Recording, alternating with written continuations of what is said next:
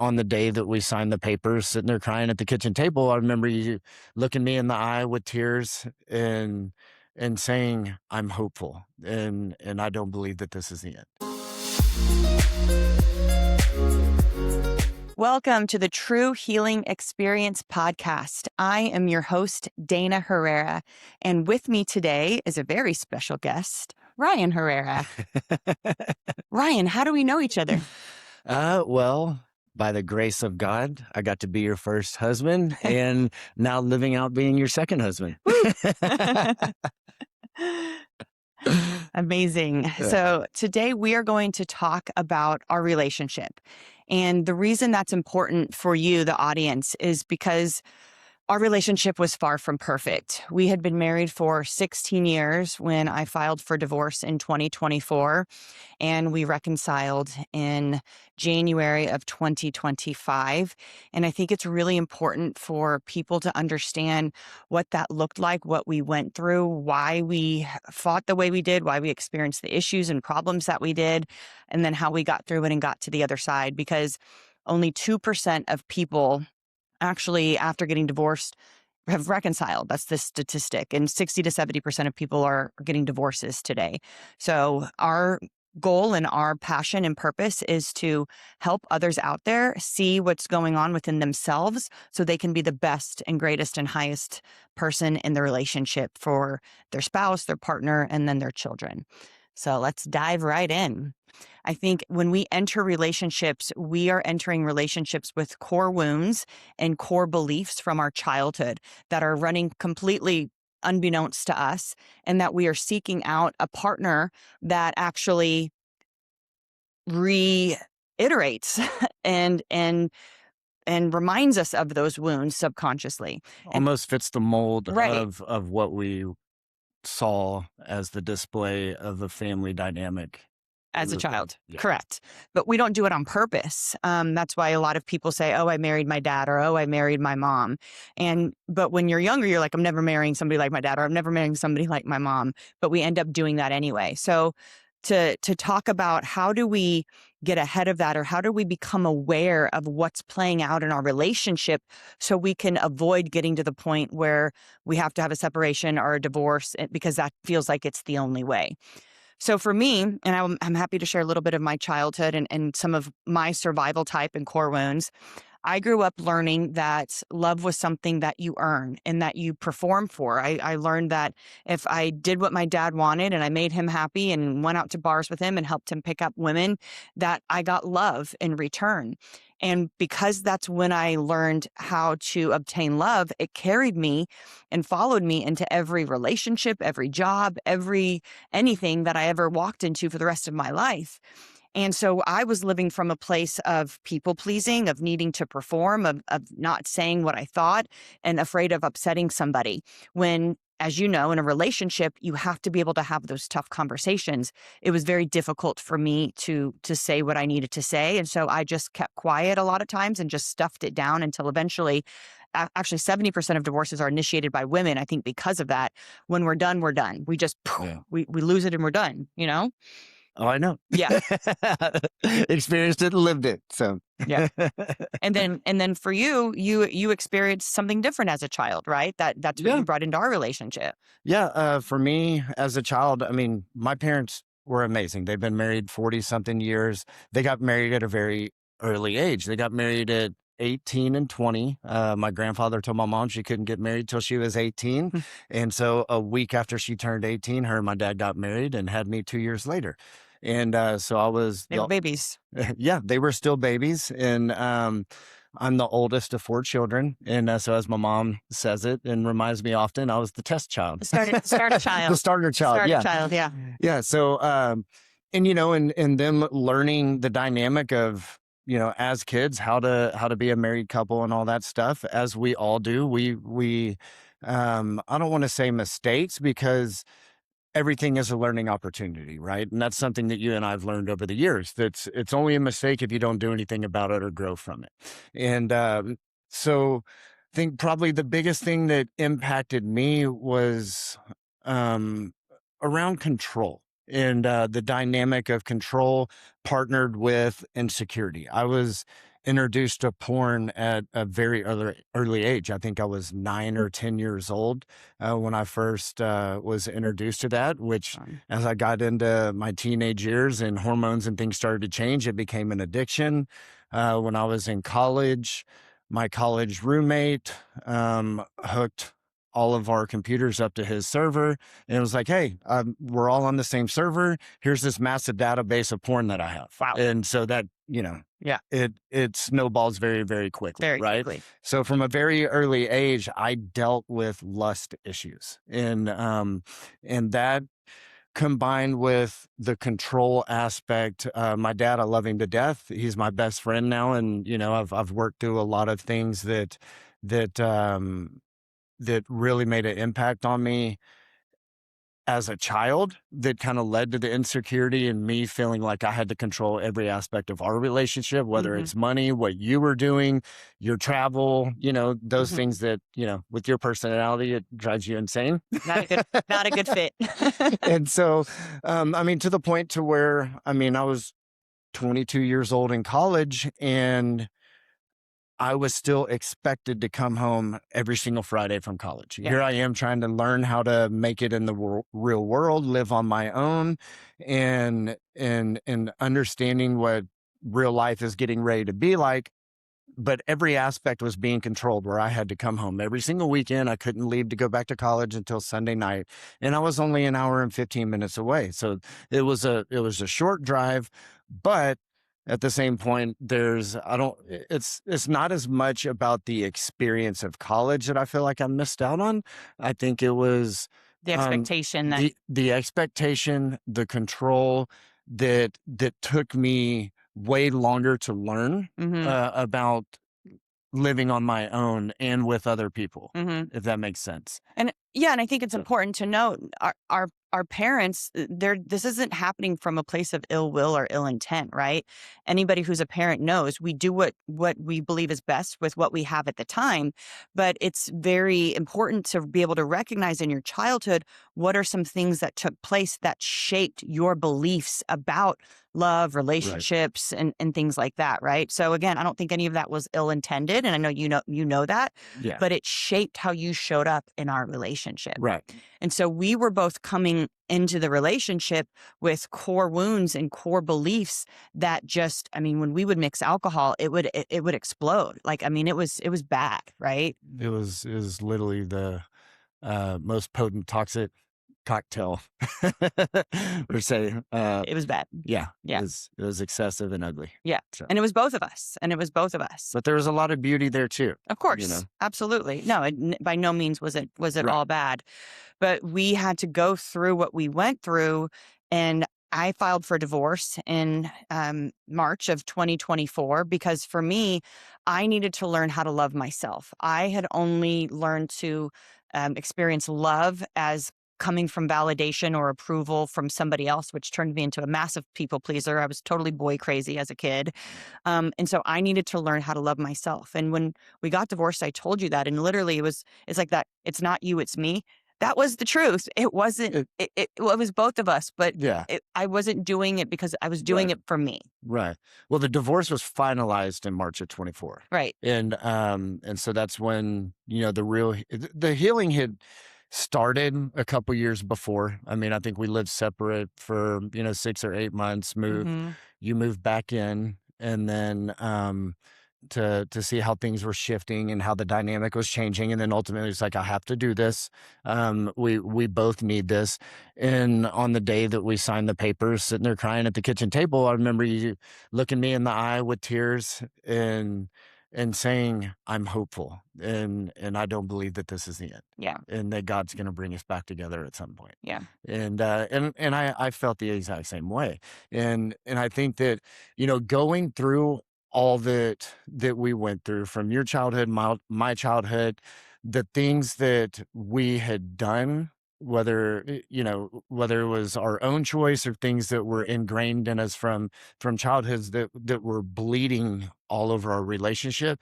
A big turning point for me. I mean, I had a tremendous therapist, Nan Lockwood, who ironically our new house is right around the corner from Yeah. her, and she was incredible about not really even being concerned with what's going on between Dana and I. It was, let's get to the root of where everything is coming from, and let's unpack it. Right. Let's unpack it. Let's discuss it, and let's unwire and then rewire the way God intended you to be. So you start to remember and love yourself. Right. And in going through with that with Nan, I started to see myself as a 3 or 4 year old child, and like hugging him and telling him, I love you. It's okay. None of the stuff that we have experienced together, not talking about Dana and I, talking about little Ryan and Yeah. me, none of the stuff that we've experienced over the last 40 years is your fault. It's all been for a purpose, and a greater purpose. It's beautiful. And when I started to look at it that way, I started to see myself differently. When I started to see myself differently, I started to love myself differently. When I started to love myself differently, I started to see you differently.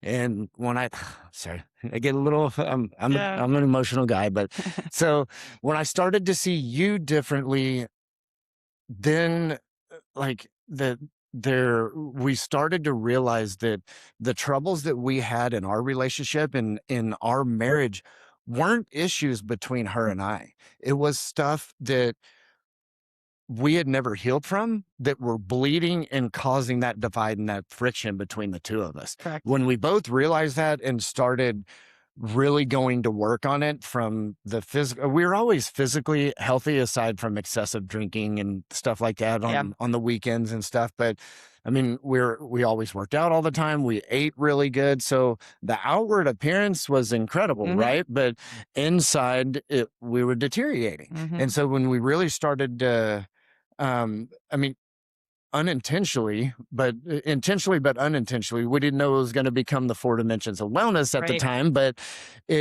we were focusing on everything that we knew could impact us on a daily basis: our physical side, our mental side, emotional, and spiritual. We've always had a close relationship with God, but the term I like to use is, a lot of times we were living 1 foot in, 1 foot out, Yep. and we knew what we believed. We were strong in our beliefs, but the way we were behaving and acting, the things we were doing and saying out in the world, weren't reflecting what was at our core. Agreed. And Agreed. so as we started to work on those things and build on those things, like all of a sudden, like we started feeling like whole Whole. and free, and remembering who God really intended us to be for ourselves, Hmm. and then what a gift we were to each other. Right. So Right. I think that was one of the biggest things that I learned is that, for me, self love, I believe anybody listening out there, you don't have to be perfectly healed to be in a relationship, but you do need to love yourself if you want to have a successful relationship. right, Because as long as you don't love yourself, you're constantly going to be seeking from the other person what only you can fill and God can fill. And they're never going to be able to give that to you. That other person is never going to be able to fill the type of love that you need, that you get from yourself. right, You are two whole individuals. And then when you come together, you're exponentially more powerful and free and all of those amazing things. yeah, But when you live from a place of fragmentation and you're constantly seeking out people to fill the void in you that you've created from childhood, it's never going to work. It's never going to work. And so I would say, if anybody listening, if there's one place you can start, figure out how to love yourself. And the book, I talk a lot about that, and understanding who you are, what you were created, that you're divine, that God lives inside of you and you were created for more. Rewiring self-limiting beliefs. I have worked with a mentor and coach, Diana Rinkoff, for 16 years at this yeah. point. Her and Nan are Her best and Nan are friends. best friends. And between the two of them, this isn't talk therapy either, by the way. Therapy, and therapists out there, forgive me, I don't feel is very effective, because all it's doing is asking you to bring up your problems and exchange them. It's Yeah, not going to the root of where the problem came from. And maybe some therapists do, but what's really great about the type of work that we both did is it went deep at an energetic level of where that belief started. So write down what you believe and then figure out, where did that belief originally begin? Because chances are you were 3, 4, 5, 6, 7, maybe 16. And in order to change how you show up today, Right. you have to rewire that belief. Right. And we did that. Yep. And we did that. And daily we work on the different dimensions of wellness, our spiritual, emotional, physical, and mental, in different ways, whether that's reading or writing and journaling or working out, praying, meditating.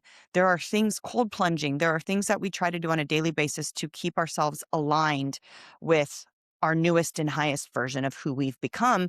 And honestly, this relationship, and correct me if I'm wrong, is a 180 from what it was. Oh, absolutely. Like Absolutely. we separated a few times when we were together, and we'd get back together, but because we never actually went to the root, Yeah. it would last for a few months and then we'd be right back in the same Yeah. position. But this relationship now is what we always dreamed it could Could and be. would be from the day we met in 2007. Right. You know, Right. and it's I was when Dana told me this morning, she's like, "Hey, you're going to be my guest on my podcast today." I was like, "All right, perfect."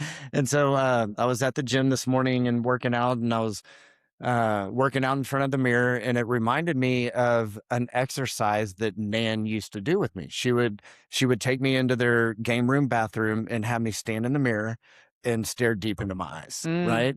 And really start to see into my own soul through my own eyes, right? And so I kind of tend to daydream, when I'm thinking about things like that. And this analogy came to me while I was at the gym of, in our upstairs bathroom, in the master bathroom, your mirror and my mirror face each other, right. right?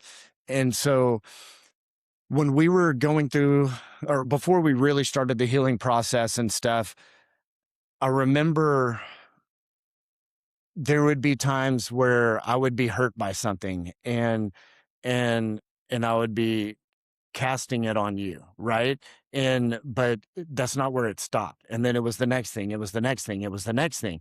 So that analogy that I'm talking about was, so I'm staring into my mirror. Dana's behind me brushing her teeth in her mirror, right? The most important thing I can do is be looking into my own eyes, right? And examining myself. But if I look just to the left, I don't see one Dana. I see endless mirrors of you. And so that was kind of when you're focused on the other person and how they may have hurt you, whether it was their fault or not, or I'm interpreting it that way, it doesn't stop. Like it just keeps going, going, going, going.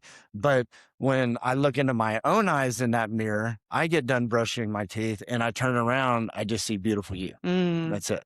it's amazing. you know? Yeah. So It's amazing. it's So true. yeah, It's so, so true, because how we perceive the world isn't about the world, or how we perceive each other isn't about each other. It's about us, right? We each have a very unique lens in how we experience what we're experiencing, that mhm, is made up of everything we've ever lived. And if everything we've ever lived isn't perfectly clean and shiny, which none of it is, because that's not life, then we are perceiving and projecting onto somebody something from ourselves that they don't even know, or we don't even know is happening. right. Right. Mhm, That's why awareness, and I write this in the book, loving awareness, which is non judgmental awareness for yourself, right. is the axis on which all the other dimensions sit. Because without loving awareness, how can you fix it? It's just like in Alcoholics Anonymous. The very first step is to admit that you're an alcoholic, Right. because you can't fix something that you don't admit. Right. And so it's the same kind of Right. concept.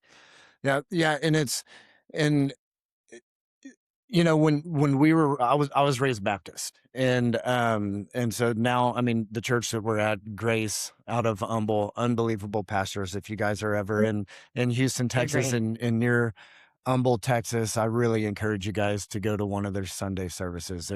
They speak from the heart, and they're non-denominational. Hmm. They tackle difficult subjects, but they breathe hope Hmm.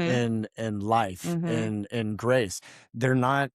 y- you're not just a poor sinner, Right. right? And Right. when you treat yourself as just a poor sinner, that creates division and separation between you and God. 100%. And that's not how God intended it. God intends for each one of us to be connected with him for eternity. Mhm. And in our connection with him, we're connected to each other. Mhm. Everybody listening to this around the world, people you meet on the street, we're all connected in different ways, and you never know how God's going to use those people to help. I'm gonna share a story when you're done with your thought. Is it the one from Saturday? Yes. Go for it. Yes. So this was just such an incredible story. I Saturday felt like I needed to do some meditating and clear some things that I was physically holding on to in terms of like a pattern in my life. And the way that I identify what those are is I get super still, I get super quiet, I put my headphones on, some light music, and I pray and I meditate and I go direct to God. We all have a direct connection to God. You don't need anybody in the middle to get to God. You just talk to him. He's right there, right? And so I did that, and he revealed two different things to me. I processed that and cried and released those, went back and had to rewire my childhood on one of them because Yeah. one of them was actually around alcohol and my relationship to it Yeah. as it pertained to the connection to my parents, which was really deep. So I rewired that. Ryan's cooking crawfish etouffee Saturday night. And so we forgot a few things, and I went to Walmart. When I pull into Walmart, I'm walking up and there's a gentleman who's standing at the front and he's asking people for money. And everybody who says no, he simply says, "Okay, no problem. I hope you have a truly blessed day." Yeah. And he said it like 5 times because, of course, there's a ton of people coming through. And I was like, you know what? He really means that. Like, I could feel the energy in his spirit. He wasn't just saying it to say it, he really was blessing people as he was saying it. And so I went to go give him some money and I was like, oh crap, I don't have my wallet. So I turned around and I came home, which is only like 5 minutes Yeah. away. And I went back up there. And as I was Well, going, you had called me and you were like, "Can you meet me out on the street? I forgot my wallet." And I said, "Why don't you just use the Walmart app on your phone?"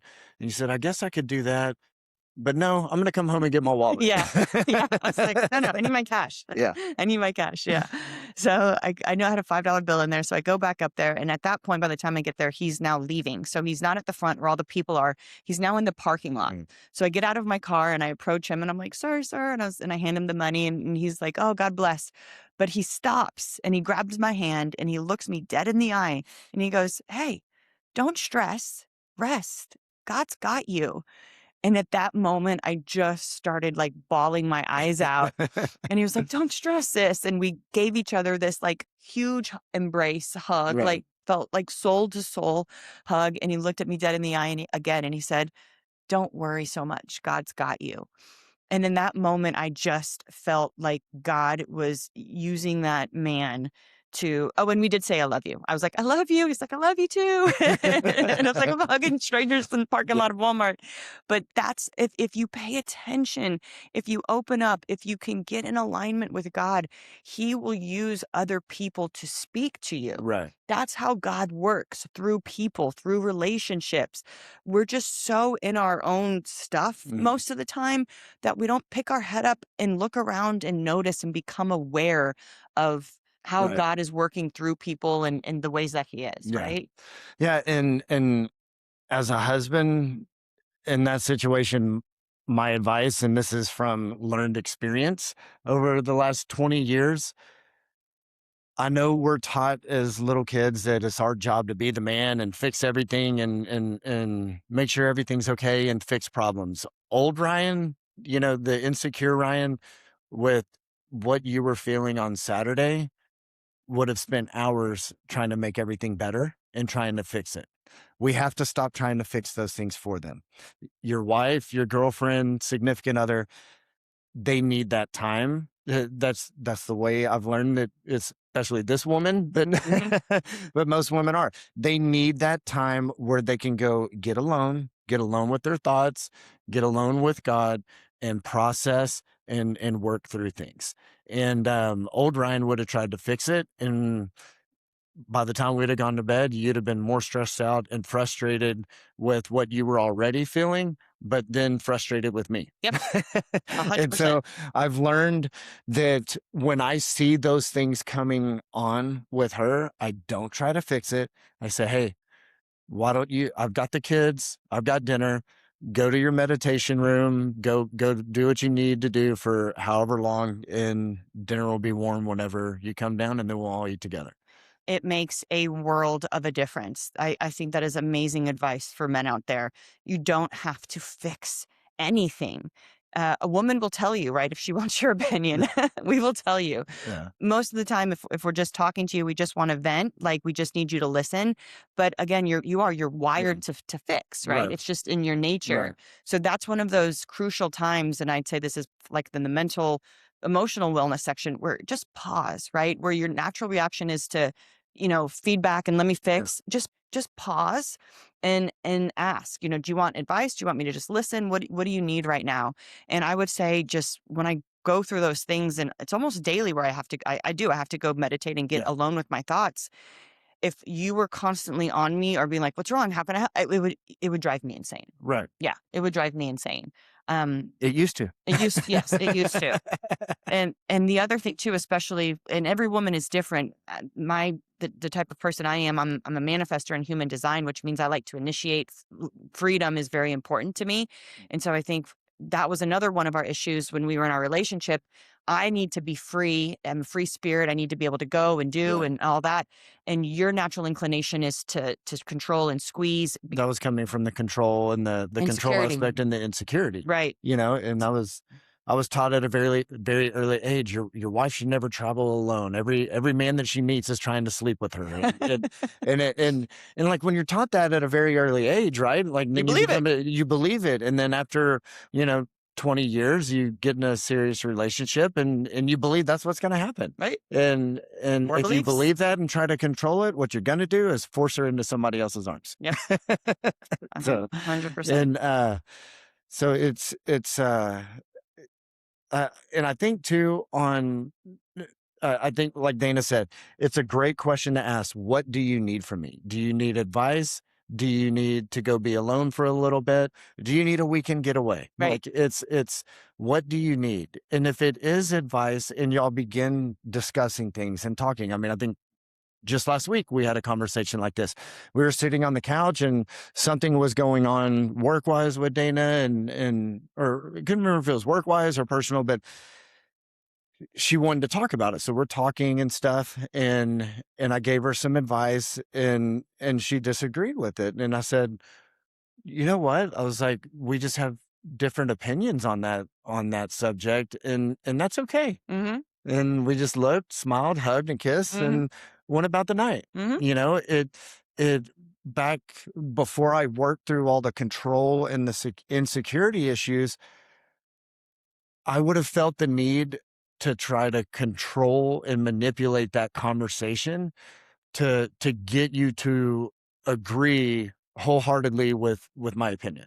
You know what I mean? And that's not the way God intended us to interact. Right, Like it's okay to have differing opinions, and life's more fun that way. 100%. Yeah, we all have different opinions, but that Right. doesn't mean we can't love each other and all get Right. along, right? I mean, even Mm, on a bigger scale. And I think too the not taking things personal, right? Like right. it's not everything's not about you. But that's hard for us. Again, if we're seeking our love and our validation from our spouse, then everything feels personal. Right. But everything isn't personal. And Right. so that's why, again, just being able to love yourself when you can become what it is that you want. If you want abundance, if you want love, if you want peace, the trick, the tip, the goal, whatever you want to call it, is to actually become that yourself. Right. Mhm. Because when you become that, you don't need it from outside circumstances or situations or people. You're already that. Right. And that's the most beautiful thing. And then that energy and that frequency then carries on to other people. And now you're connecting and you're relating and you're helping other people become that and giving them permission because Right. you're already embodying that. Well, when you become that in your words, you start to attract that. Yes. So 100%. You yeah. start to attract it Hmm. because it's a frequency, right? Right. Everything is frequency. And I was thinking about this the other day. Like people who are miserable are because they're living in lower frequencies of doubt and fear and shame and sadness and all of those guilt. The goal is to move out of those lower levels of frequency into the higher levels like love and peace and abundance. but you can't get to those places unless you do the work. And Right. the work is not easy. There's no quick fix. There's no biohack or just, you know, overnight thing to do. It's a daily micro habit commitment to yourself, to the highest and greatest version of yourself that God created you to be, for your partner, for your children, for your company, if you're a leader of a team. And Yeah. it's the most important work any of us will ever do because it literally changes how you live. It changes how you show up in this life.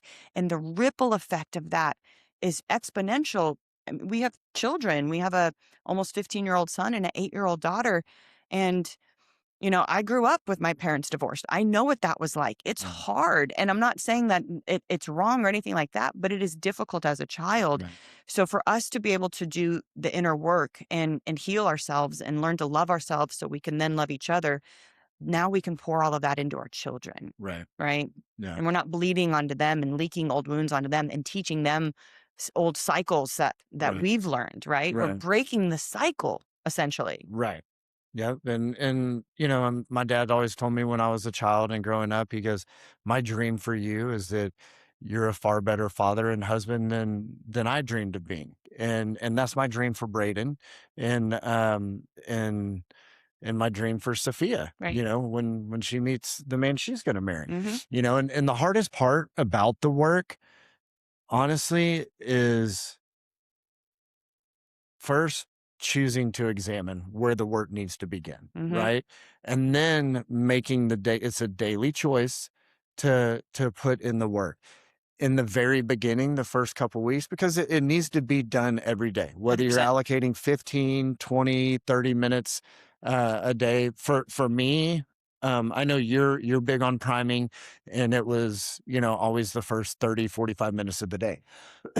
For me, I liked to start off with 15 minutes of the day of putting in the work. It just kind of set my heart, my soul, my spirit, my mindset right for the Mm-hmm. day.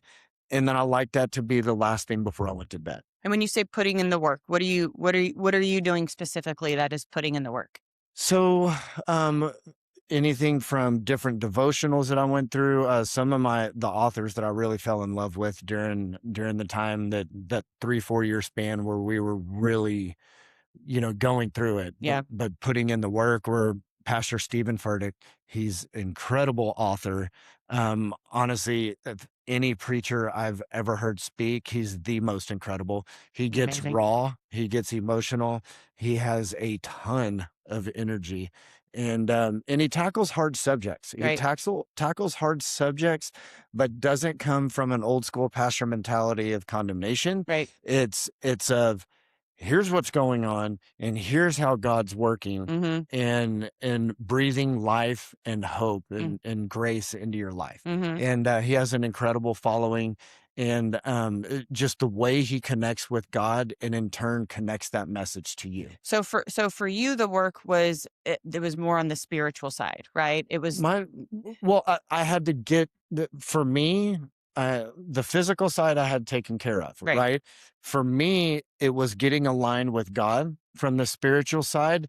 And then for me, everything stemmed from the spiritual side. Sure. So then the emotional started to balance out. Then the mental clarity started to come. Mm-hmm. Once I was aligned on the spiritual side, the other two, um, started to take shape, Mm-hmm. and then all three affected the physical Right. side. I was already in great shape, but now at almost 45 years old, I'm in better shape than when I was playing baseball in college. Yeah. It's And amazing. It's amazing how much your spiritual, mental, and yeah, emotional wellness actually really do affect your biology. And there's yeah, so much science out there now to prove that. yeah, But that is, I mean, mm, that's the ultimate longevity hack, right? It's yeah.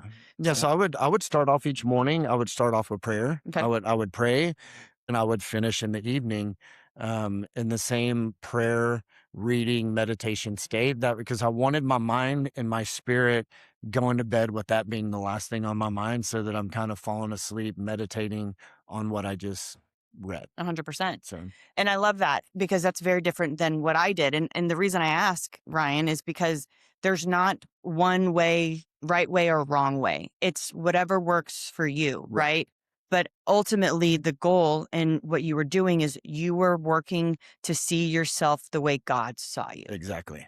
Yep. I was doing the same. For me, I was writing "I'm proud of myself" statements, right? Because I needed to not worry about pleasing other people. I needed to feel proud of myself. So I would write "I'm proud of myself" statements, and then I would pray, and I would just I love journaling and writing. I always have, so I would do that. So different things will work for different people, Right. but the ultimate goal is to see yourself as the divine love that you Right. are. Yeah. And we have to, sift through the noise of the world Right. in order to uncover that layer of our truest self. And I think that is the most important thing. Again, any of us can do. I remember I was out in the woods for probably 30 or 45 minutes and I was kind of starting to get frustrated. I was like, okay, maybe I need to move locations and change the energy Yeah. and see if something comes to me somewhere else. So I stood up out of my chair, and as I stood up, I went to grab my Bible and my journal, and I felt two hands push me Wow. in my chest, Wow. like push my chest and push me back down into the chair. And then, like a ticker symbol, I saw unwavering heart go across my eyes. And I was like, ah, there it is. And so that's how God always saw me. And that was a month after you had initially filed divorce. Hmm. And and God revealing that that's how he sees me, an unwavering heart, is really what I held to and kept the faith and strength alive while we went through the divorce. And then during that 9 months that we weren't married, and till we actually came back together. Right. So Yeah, because it didn't happen. It didn't happen overnight, and that yeah. is one thing I love about you, and I just it's so incredible. Like you don't give up. I was like, surely, because for me, in all honesty, I wasn't anticipating any type of reconciliation anytime soon. I was ready to just be Yeah. on my own and figure out my stuff, and I would figure you would go meet somebody and carry on with Yeah. your life, and I remember you at one point, like after we had been divorced for like 3 or 4 months. And we were really good about keeping the family close. very Like, good. she lived 12 houses, or she bought a house 12 houses down Hmm. from our family house. And every Friday, the four of us, we would go to dinner. We spent a lot of time together as a family. We did. I mean, a lot of our close friends and family didn't even know We we were were divorced divorced. Yeah. or living in separate houses. Yeah. But at that time, we were focused on working on ourselves, Right. and whatever came of that came of that. Right. After 3 or 4 months, you looked at me and you said, "Ryan, don't you just want to meet somebody that's going to love you the way you want to be You loved?" deserve to be loved. And Yeah. and I looked you straight in the eyes and I go, "Yeah, I've already met her. I'm just waiting on her to get back." Yeah. Did.